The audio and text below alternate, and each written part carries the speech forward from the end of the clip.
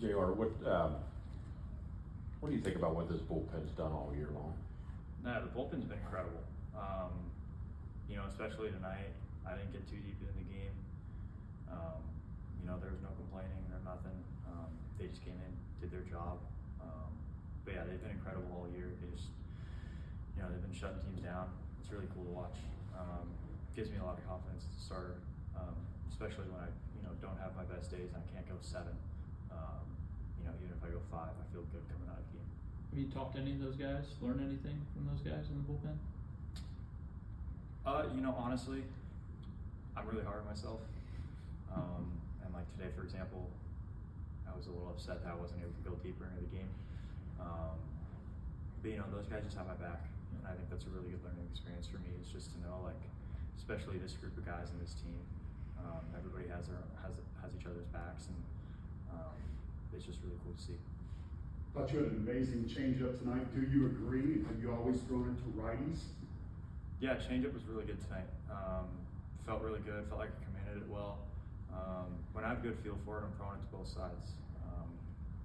Kind of been working around a couple of things mechanically and just with that changeup in general. Tonight was the first night in a while that I felt really good and felt confident to throw it enough to righties, and it worked out.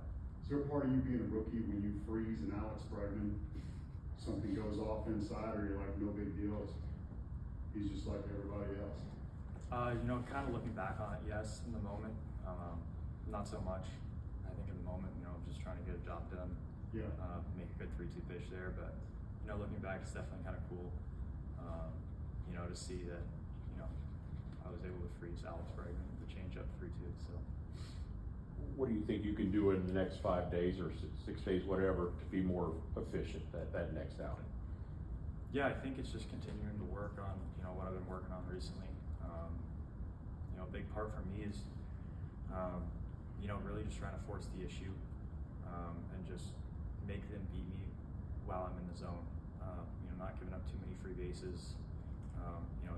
Two of those walks tonight were on 8 or 9 pitch at bats. They had good at bats all night, fouled off a lot of really good pitches, fouled off pitches in the heart of the plate. Just worked my pitch count up. I think going forward, it's just continuing to do that.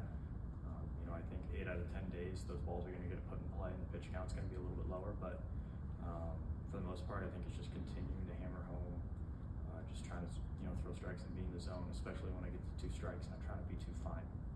You've had 4 starts and I think 4 different catchers, right? Do you make anything of that? Is that just an oddity, or do you learn anything from all those different? Yeah, I definitely learn a little bit about how guys like to call games. I've had Sandy catch me plenty of times down in Gwinnett and spring training. But yeah, just kind of learning about how guys like to call games. For example, Murph's a little bit different. He'll like throw cutters to righties and 2 seams to lefties more so. Sandy was a little bit more traditional. He likes calling the right on right changeups.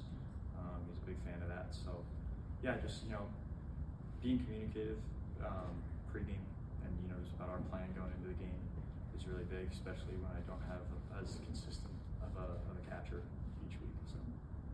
Especially tonight, just how nice was that familiarity of Sandy behind the dish, especially a month into your time in the majors? Yeah, that was nice. I was joking with him before the game that it's a little bit better than Coolray Field. No offense to Coolray Field, but yeah, it was definitely nice, to have a guy who's caught me a handful of times before. He always does a really good job of keeping me in the game and in my opinion, calling the right pitches. So. What do you think is the biggest lesson you've learned just, so far in your young major league career? I'm really hard on myself. I expect to go out and go 7 every time. I think that's a good thing. But at the end of the day, we have a Chris Sale on the staff. I'm not, at the end of the day, I'm not going to be a guy who's, he's a Cy Young contender as a rookie. Like I was talking to Hefner about it. It took Jacob deGrom 4 or 5 years with the Mets before he really started to turn it on and started to become one of the best pitchers in the league. Like I said, I'm really hard on myself and I expect results out of myself every single time I take them out.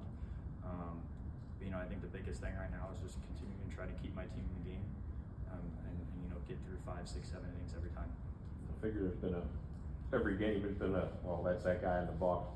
How about this with Dansby there? I know, we know how much you like Vandy and tried to grow your hair like him and all that kind of stuff. Yeah, that was cool. You know, there wasn't really the same thing with Bregman. You know, in the moment, I didn't really feel like I was starstruck at all.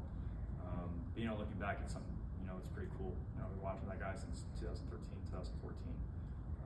Play at Vandy, like you said. So, you know, to finally get to be able to face him was pretty sweet. Thanks, Jeff. Thanks, guys. Appreciate it.